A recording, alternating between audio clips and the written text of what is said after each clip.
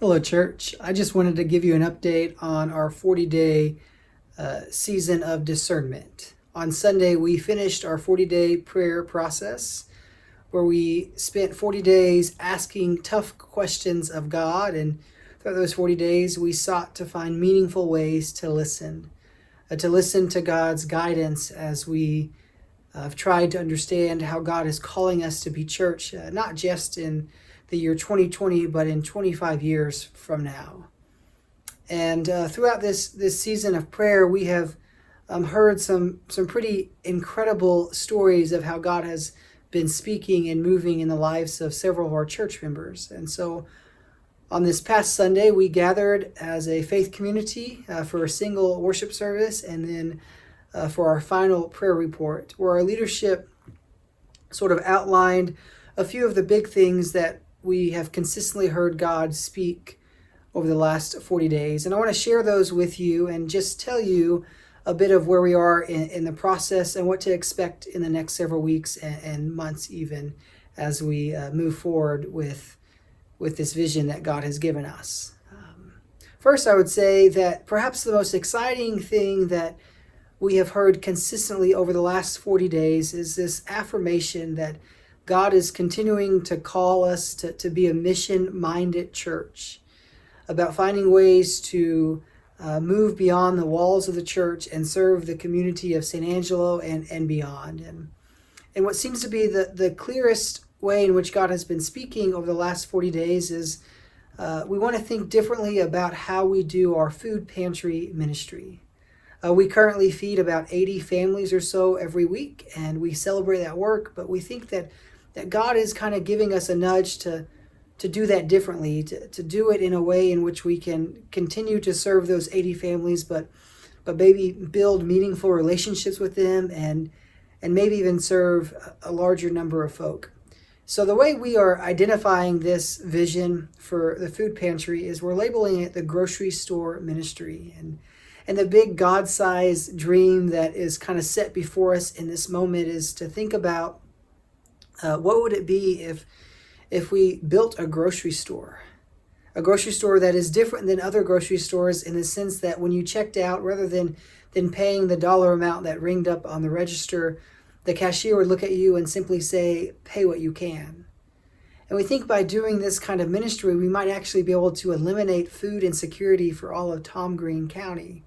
And yet we acknowledge this is a big God-sized dream. So we want to continue to struggle with that and say, what's the next step?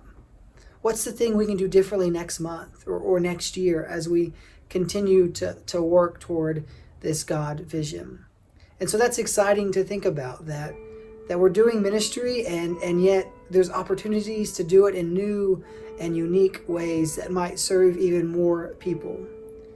The other question we kind of put before God in the last several weeks is this question of facilities, thinking about our church campus. And we've asked in prayer about the possibility of remodeling, and we thought about what it would look like to relocate.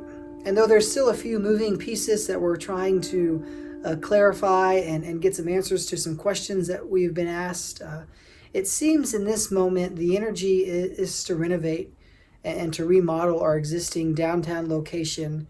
But also there's this sort of nudge that there's still some movement in some other places within our community. And so we don't know the answers to that. We're still waiting on a few puzzle pieces to kind of fall into place. And that's not meant to sound vague. It's just the reality of where we are. So we hope that toward the end of Lent, that we might be able to make some meaningful recommendations to our church leadership, starting with the board and then to seek the congregational approval about campuses and what our facilities, our structure looks like. But we don't want to be defined by a place or by walls, but rather we want to be a church that is committed to doing ministry in unique ways. And so the other sort of big thing that came out of our season of prayer over the last 40 days is the word unity. And for us, that means a couple of things. I guess the most important thing that it means for us today in this moment is that we feel strongly that there needs to be some work in unifying our two worship services. that we have a 9 o'clock contemporary service and an 11 o'clock traditional service, and we think that's a good thing. And we're not suggesting that in this moment that changes, but we do think there's some work to be done in helping to bridge the gap between those who worship at 9 and 11 so that people might build some meaningful relationships with each other regardless of their worship style. That we think it's important that we are a single unified church and that we are able to do ministry together side by side. But it's more than just worship when we think about this word unity. We think that there's a clear need for us to build partnerships with folks in our community to do the ministry that God has called us to do. And so we want to continue to pray about those partnerships and continue to explore possibilities. And we think there's a lot of options, and yet we don't even know what the next season looks like because God is still moving and revealing that to us. So we want to continue to pray over the word unity, and we want to continue to be faithful in exploring those partnerships.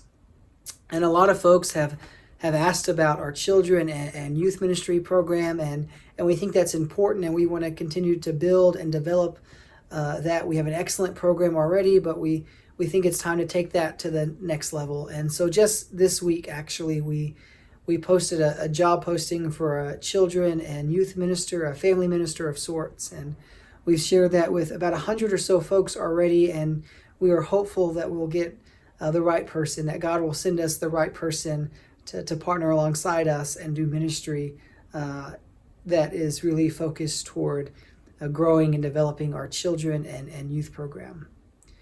And as much as those big sort of things are right there in front of us, there's a lot of other kind of things that are coming to the surface in our prayer reports and some exciting things that we look forward to continuing to explore. And so what I want to tell you is that, yes, we've finished the end of a 40-day prayer process, but really we're at the beginning of this new way of doing ministry, that really the work is just now starting. So I want to invite you to continue to be in prayer, particularly be in prayer over our strategic planning team. We will meet in a couple of weeks, and we will process all of the information we've been given thus far, and we will begin to develop a report and a recommendation that will go to the board, and some of that might even make its way to the congregation for approval.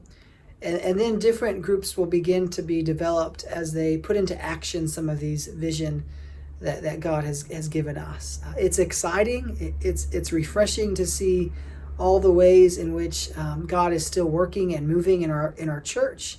And it's just clear affirmation that God is not done with us yet.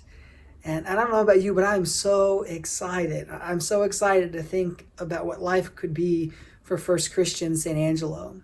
And so I invite you to come and be a part. If you are a member of the church or somebody who's actively visited with us in past, come and be a part. Or maybe you're a first-time social media follower who's seeing this video and you're a bit curious. Come and join us for worship either at 9 or 11. There are a lot of exciting things happening in the life of our church, and we look forward to faithfully saying yes to a new season of ministry. Keep us in your prayers, and know that I pray for you daily. I pray for many blessings on your life as you seek to serve God and as you seek to share God's love with the world. Go in peace, and I look forward to seeing you on Sunday.